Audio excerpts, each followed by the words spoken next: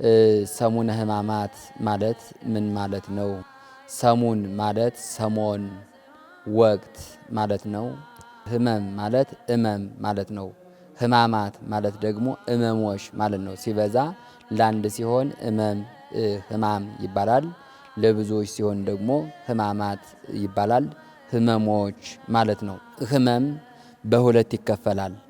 አንዱ ህመም ከራሱ ከስጋ የተነሳ የስጋ ህመም ይባላል። ሁለተኛው የህመም አይነት ከሌላ አካል የተነሳ በስጋ ላይ የሚፈጸም የስጋ ህመም ይባላል።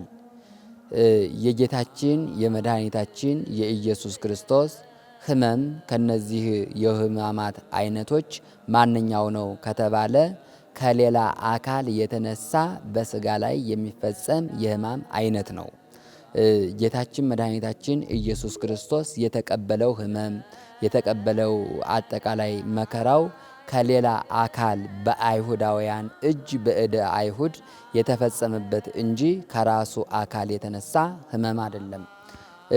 እና ከዚህ የተነሳ ህማማት ማለት ምን ማለት ነው ብለን ስናስብ ይሄ ቀጥታ ትርጉሙ ነው። ምስጢሩ ግን ምንድነው ከተባለ ጌታችን መድኃኒታችን ኢየሱስ ክርስቶስ በአይሁዳውያን እጅ የተቀበለውን መከራ የደረሰበትን እንግልት ሁሉ የምንናገርበት ኃይለ ቃል ምን ይባላል? ህመም ይባላል።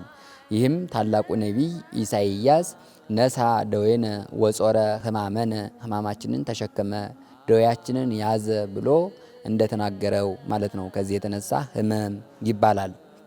ከሆሳዕና እሁድ ከ5 ሰዓት ጀምሮ እስከ ቅዳሜ 6 ሰዓት ድረስ ያለው ህማማት ይባላል።